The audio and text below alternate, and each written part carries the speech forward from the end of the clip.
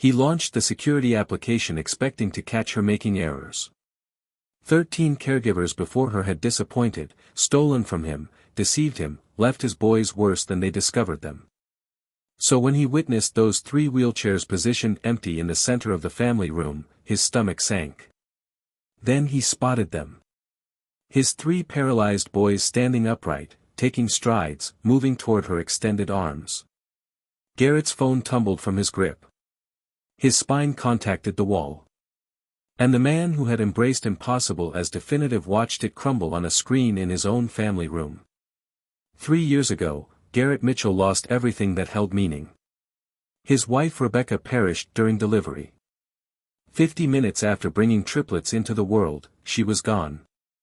No forewarning, no farewell, just a sterile hospital chamber and 3 premature infants struggling for their existence. Garrett clutched her hand until it went frigid. Then he departed to meet his boys, Marcus, Liam, and Jasper. 3 miniature bodies, 3 uncertain futures. The physicians didn't delay long to deliver the second devastation. Cerebral palsy. All 3 boys, severe, the type that settles into muscles and bones and refuses to release. Mr. Mitchell, we need to prepare you. Based on the brain imaging and muscle response examinations, mobility is highly improbable. Possibly never. Garrett heard the statements, but they didn't register. Not then. He was still laying his wife to rest in his mind. Weeks elapsed, then months.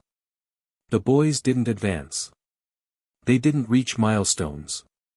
They remained in custom wheelchairs, small frames, motionless eyes distant. Garrett employed the finest therapists money could purchase. Brought in specialists from overseas, acquired equipment that cost more than most people's houses. Nothing transformed. The boys didn't walk. They barely shifted. And Garrett, alone in his Oregon estate, started to embrace what the physicians stated.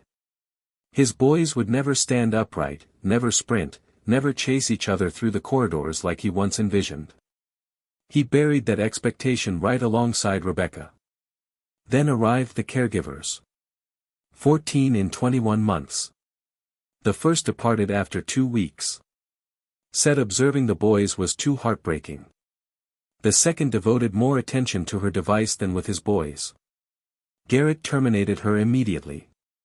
The third appeared perfect until he discovered she distributed photographs of his boy's medical apparatus to a publication for $700. After that, something fractured inside him. One caregiver pilfered medication from the residents. Another penetrated his financial accounts and vanished. Each one arrived with a grin and departed with his trust bleeding out behind them. Garrett stopped perceiving people. He perceived risks.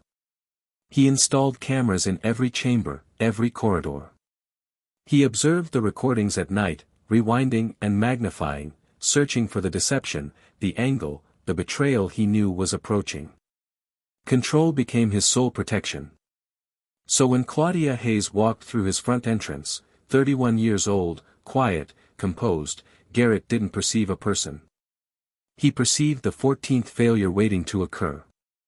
No improvising, he instructed her, not glancing up from her file. No bonding, no hope lectures.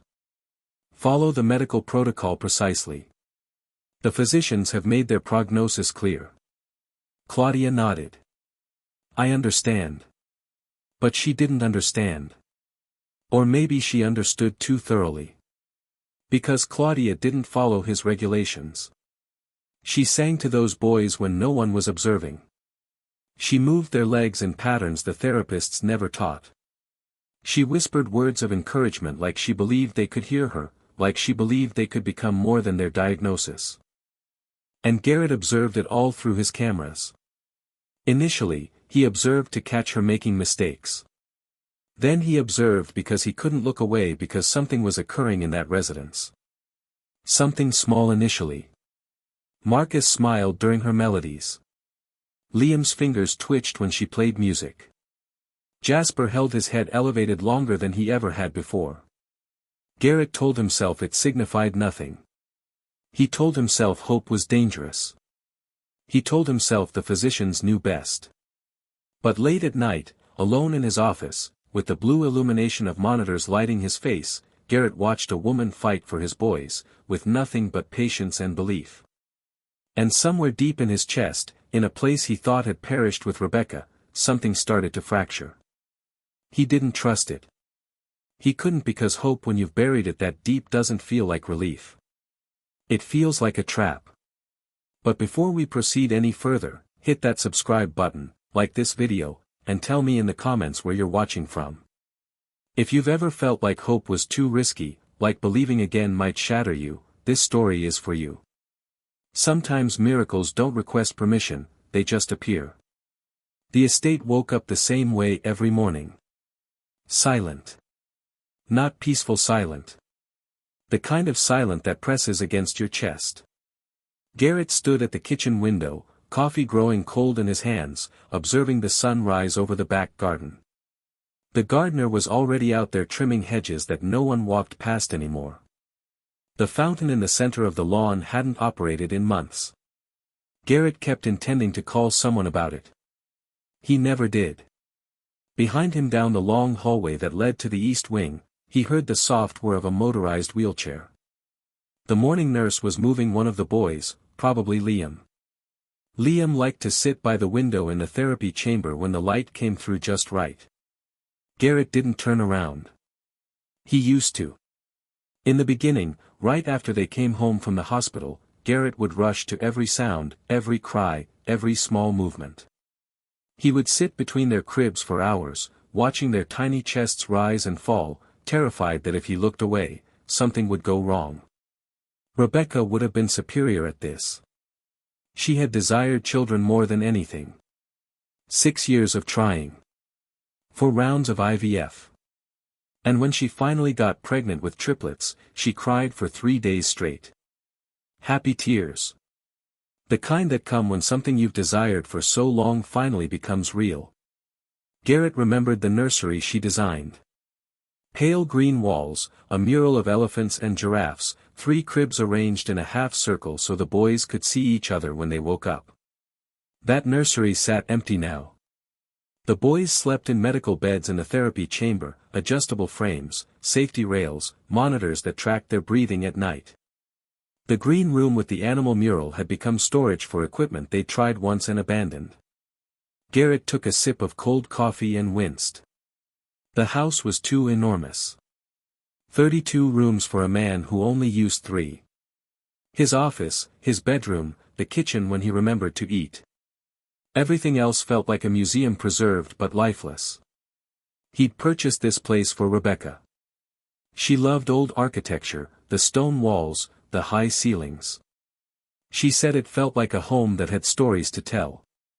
Now, the only stories were the ones Garrett replayed on security footage at 2 in the morning. He set the coffee mug in the sink and walked toward his office. The hallway stretched long and dim. Family photographs used to line these walls. Rebecca insisted on it. Houses need faces, she'd say.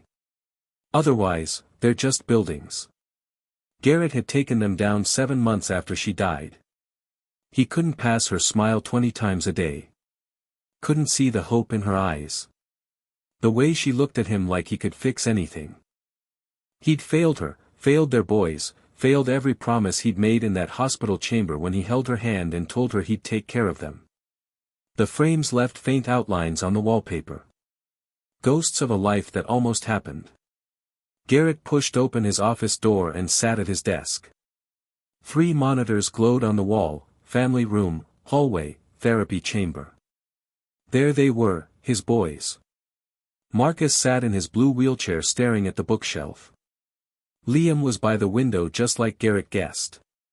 Jasper's eyes were closed, his small body still except for the gentle rise and fall of breathing.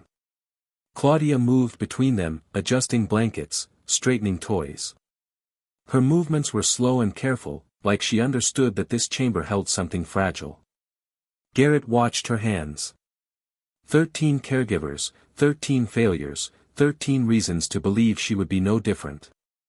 But she'd been here 4 weeks now. No complaints, no shortcuts, no phone calls she shouldn't make or cabinets she shouldn't open. Just quiet consistency. Garrett leaned back in his chair. That's what worried him most. Claudia had a routine. Every morning, she arrived in the therapy chamber at precisely 7. She'd greet the night nurse, review the boys' sleep charts, and then spend the first 10 minutes just sitting with them, not talking, not adjusting anything, just present. Garrett noticed this through the cameras. It bothered him initially. He was paying her to work, not to sit. But then he realized something. She wasn't sitting idle. She was observing, learning, studying the way Marcus's fingers curled when he was uncomfortable. The way Liam's breathing changed when he needed repositioning. The way Jasper's eyes flickered beneath closed lids during his morning rest. She was learning his boys in a way Garrett had stopped attempting to. On her 5th morning, Claudia brought a small speaker into the therapy chamber. Nothing fancy, just a portable thing she pulled from her bag. She set it on the shelf and pressed play. Soft piano music filled the chamber. Garrett watched from his office, finger hovering over the intercom button. This wasn't in the protocol. The boys had specific sound therapy sessions on Thursdays, administered by a licensed therapist. Random music wasn't part of the plan. But he didn't press the button because Marcus turned his head. It was small, just a few degrees to the right, but Garrett saw it clearly on the screen. His son, who spent most days staring at the same spot on the wall, turned toward the sound. Claudia noticed, too. She didn't make a fuss, didn't clap or cheer. She just smiled softly and adjusted the volume slightly higher. Liam's fingers twitched against his armrest. Garrett leaned closer to the monitor. Claudia knelt beside Liam's wheelchair, her movement slow and deliberate. She didn't touch him right away, just positioned herself in his line of sight and waited. "You like that?" she asked quietly. "It's Chopin. My grandmother used to play it on Sunday mornings." Liam didn't respond, but his fingers twitched again. Claudia reached out and placed her hand near his, not touching, just close enough that he could feel her warmth if he wanted. She stayed like that for a long moment. Garrett's throat tightened. When was the last time he'd sat with his boys like that? When was the last time he'd just been present without an agenda, without checking monitors or reviewing therapy reports or calculating how much the latest specialist was costing him? He couldn't remember. That afternoon, Garrett found himself walking toward the therapy chamber. He told himself he needed to check the equipment, make sure everything was properly maintained. But when he reached the door and heard Claudia's voice inside, he stopped. She was reading not a medical manual or a therapy guide book, a children's story, something about a rabbit who wanted to learn to fly. Everyone told him, "Rabbits don't fly," Claudia read, her voice gentle and clear, but the little rabbit didn't listen. He climbed to the top of the hill every single day, and every single day, he jumped. Garrett peered through the crack in the door. The boys were arranged in a half-circle around her. She sat on the floor, cross-legged, the book open in her lap. Her eyes moved between the pages and their faces, checking, connecting. "Did he ever fly?" she asked them. "What do you think?" Silence. But Jasper's eyes were open, fixed on her face. Garrett stepped back from the door. His chest felt strange, tight and loose at the same time. He walked back to his office without entering the chamber. That night, reviewing the footage, he watched her read that story 3 more times. Watched the way she changed her voice for different characters. Watched the way she paused to let the words settle. Watched his boys watch her. Something was shifting in that residence. Garrett could feel it. He just didn't trust it yet. Garrett couldn't stop watching. Every night after the house went dark, he'd sit in his office with the glow of monitors painting shadows across his face. He told himself it was caution, responsibility, a father protecting his children from another betrayal. But that wasn't true anymore. He was watching because something was happening, something he didn't understand. Week 5. Claudia had stopped following the protocol entirely. It started small. The music, the stories, things he could dismiss as harmless additions to her routine. But then it grew. One evening, Garrett pulled up the afternoon footage and nearly choked on his whiskey. Claudia was on the floor with Marcus. She had his small legs in her hands and was moving them slowly, rhythmically, left, right, like he was walking, like his muscles remembered something his brain had forgotten. Garrett's jaw clenched. This wasn't in any therapy plan. No specialist had prescribed this. She was improvising, breaking every rule he'd set. He reached for his phone to call her. Fire her. End this before it went any further. But then Marcus laughed. Not a big laugh, just a small sound, barely more than breath. But Garrett heard it through the speakers and his hand froze over the phone. His son was laughing. When was the last time he'd heard that sound? Garrett set the phone down. His hands were shaking. He kept watching. Claudia moved to Liam next.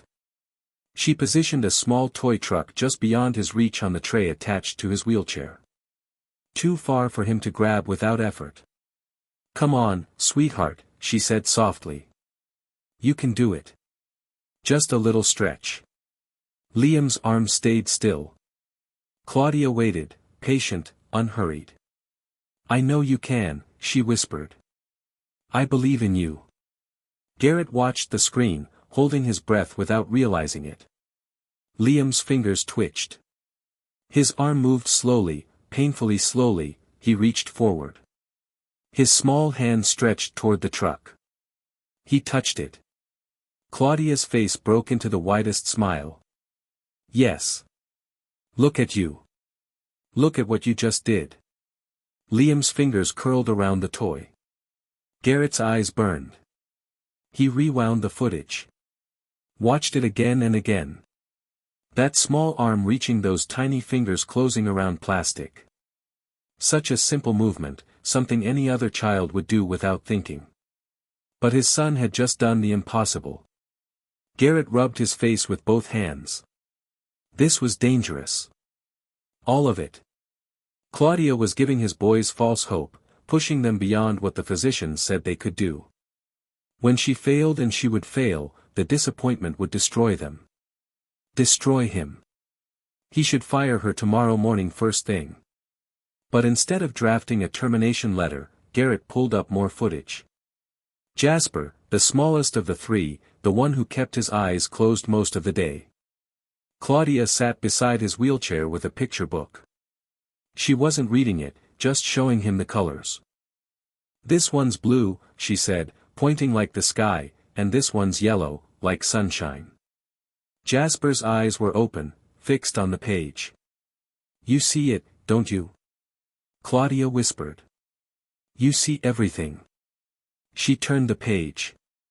Jasper's hand lifted from his lap just an inch, but it lifted. Claudia noticed. She gently took his small hand and placed it on the book. "There you go, sweet boy. You touch it. It's yours." Garrett watched his son's fingers press against the paper. Something cracked in his chest, deep and painful.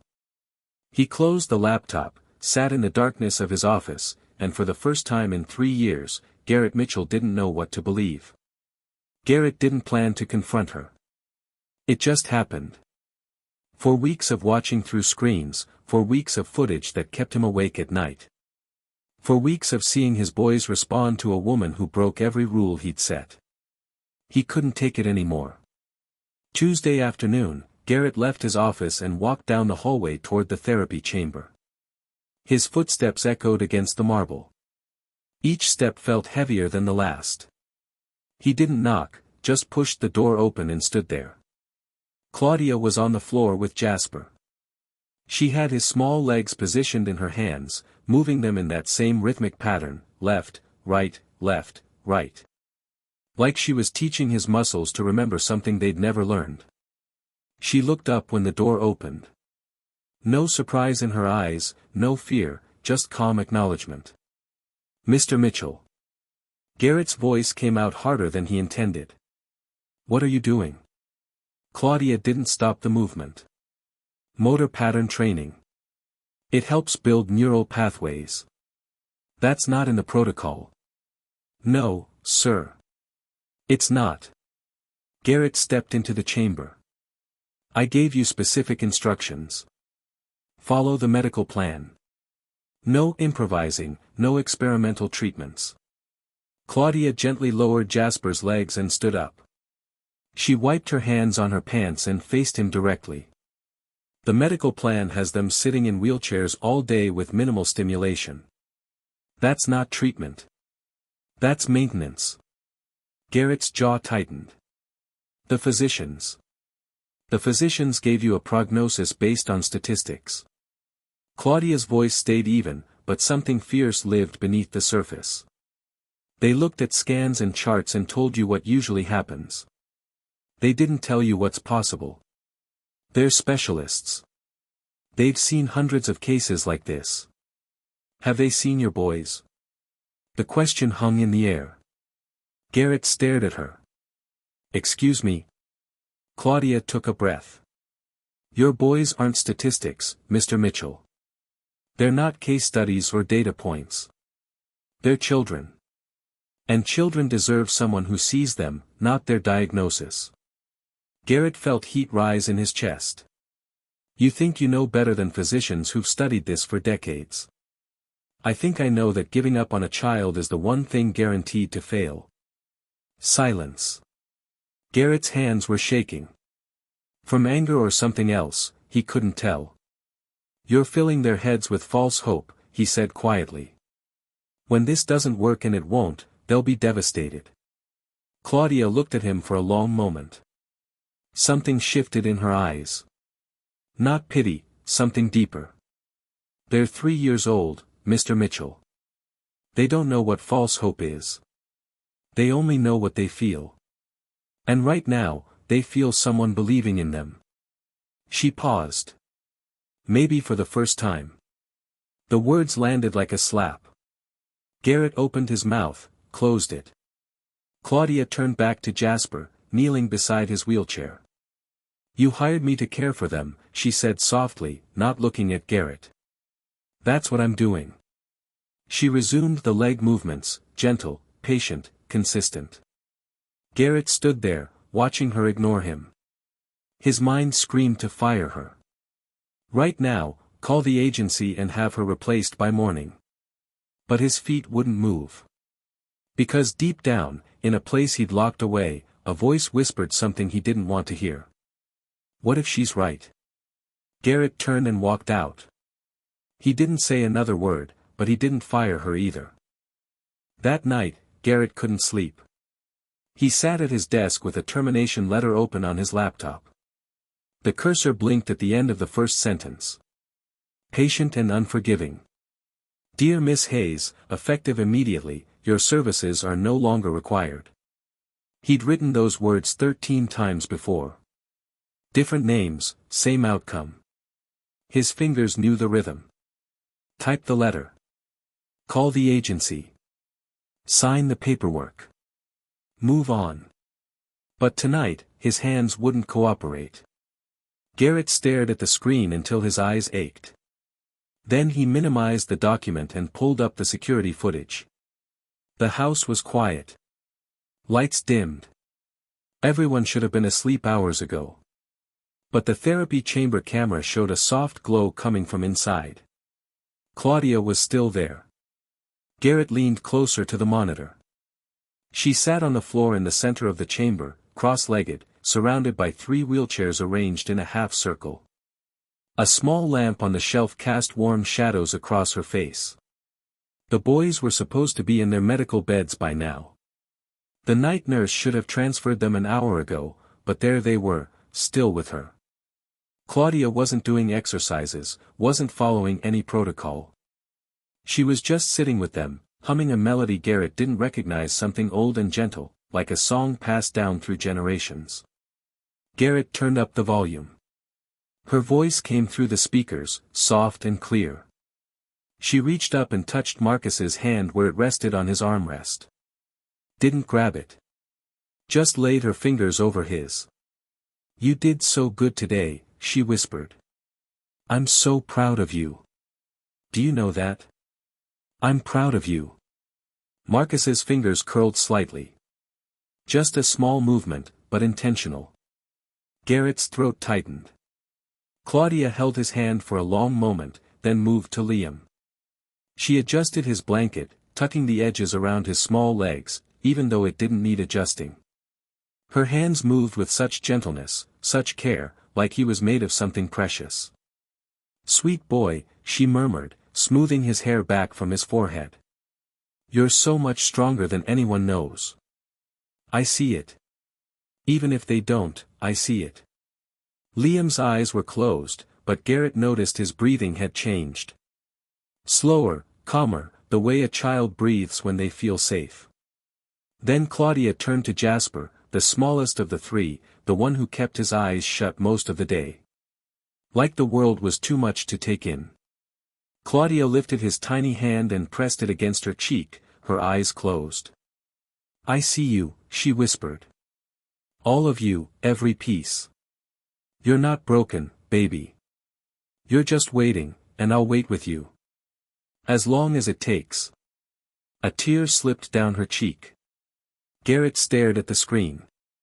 This woman, this stranger, she was sitting in his house at 11 at night, crying over his boys, talking to them like they understood, like they mattered, like their lives meant something beyond medical charts and therapy schedules. When was the last time he'd done that? When was the last time he'd just sat with them? Not as a worried father calculating costs. Not as a man reviewing therapy reports. Just as their dad, just being present. He couldn't remember. The realization hit him like a fist to the chest. Garrett closed the laptop slowly. The termination letter sat unfinished in its window, waiting. He should send it. Logic demanded it. Claudia was dangerous. She was filling his boys with hope that would shatter them. She was defying physicians who'd studied these conditions for decades. She was breaking every rule he'd established to protect his family. But another voice spoke, quieter, deeper. "What if she sees something you stopped looking for?" Garrett stood up and walked to the window. The garden sat dark below, moonlight catching the edges of untrimmed hedges. He thought of Rebecca. What would she say if she could see him now? See what he'd become. A man who watched his boys through screens. A man so afraid of losing more that he'd stopped being present for what remained. She would hate this. She would hate him. Garrett pressed his forehead against the cold glass. He deleted the termination letter, told himself it was exhaustion. Finding another caregiver meant paperwork, background checks, interviews. He didn't have the energy. But as he climbed the stairs toward his empty bedroom, he heard its soft humming drifting from the therapy chamber below. Claudia was still singing to his boys. And Garrett realized the truth he'd been avoiding. He wasn't keeping her because firing her was inconvenient. He was keeping her because she was the only person in 3 years who hadn't given up on his boys. And somewhere deep inside, he needed to see what happened when someone refused to accept impossible, even if it destroyed him. Week 6, Garrett stopped pretending he wasn't obsessed. Every night after the house went dark, he'd sit in his office and pull up hours of footage, fast-forwarding through empty hallways, pausing on moments that made his chest tight, rewinding scenes he needed to see again and again. Claudia had changed the therapy chamber. Small things initially. She'd moved the wheelchairs closer together so the boys could see each other, replaced the sterile white blankets with colorful ones she'd brought from home, added 2 plants by the window, real ones. She said the boys needed to see things grow. Garrett didn't stop her. He should have. It wasn't protocol, but watching the chamber transform from cold and clinical to warm and lived in did something to him he couldn't name. Then the real changes started. Thursday afternoon, the licensed physical therapist arrived for the boys' weekly session. Garrett watched through the camera as the woman Dr. Patterson, she'd been coming for 20 months, examined each child, muscle tone, joint flexibility, reflexes. She started with Marcus, moved his arm, then his leg, her hands paused. She did it again. Garrett leaned toward the screen. Dr. Patterson looked up and called Claudia over. They spoke quietly, heads bent together. Garrett couldn't hear the words clearly, but he caught fragments. Significant improvement in muscle tone. This is unusual. What specific exercises? Claudia explained something, gesturing with her hands. Dr. Patterson nodded slowly, writing on her clipboard.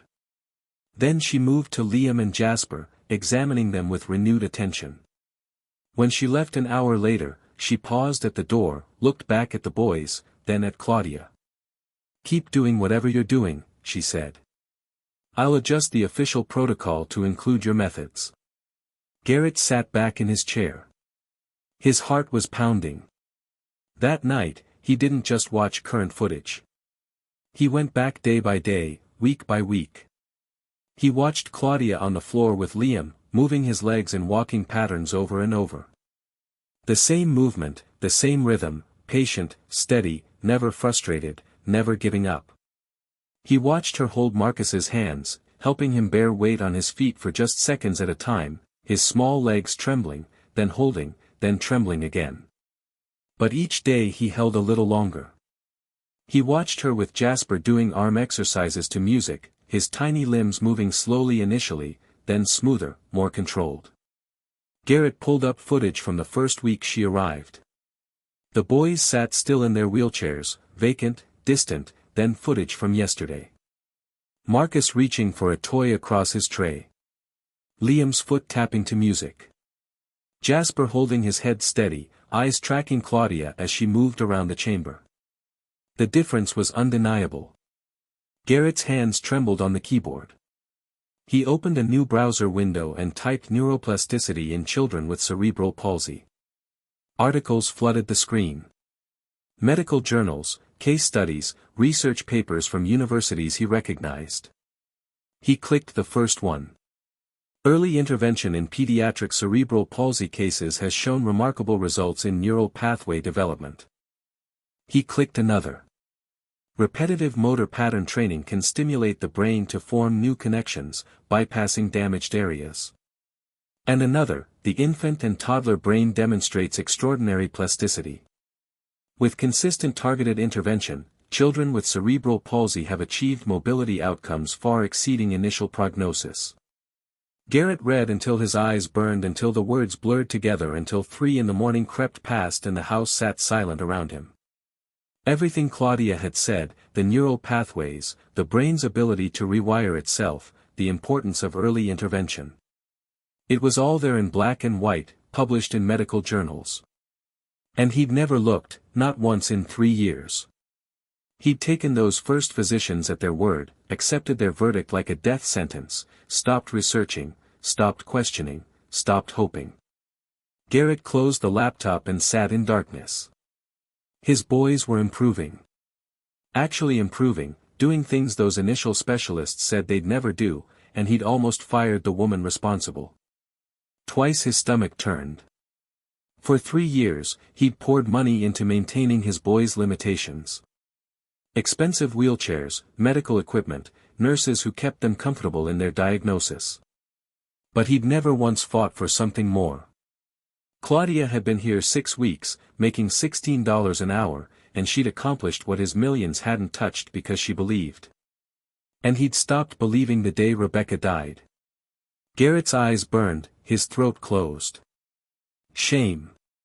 That's what this feeling was. Deep, crushing shame. He'd failed his boys, not by loving them too little, but by expecting too little, by accepting defeat before the fight even started. Rebecca would never have accepted it. She would have researched every journal, consulted every specialist, tried every method. She would have fought with everything she had. But Rebecca was gone, and Garrett had buried his fight with her until Claudia walked through his door and showed him what he'd forgotten. That giving up was a choice, and he'd been choosing it every single day. Thursday afternoon, Garrett sat in his office, laptop open, reviewing quarterly reports for his company. Numbers blurred on the screen. He couldn't focus. His mind kept drifting to the therapy chamber. It was almost 3. Claudia would be finishing the boys' afternoon exercises.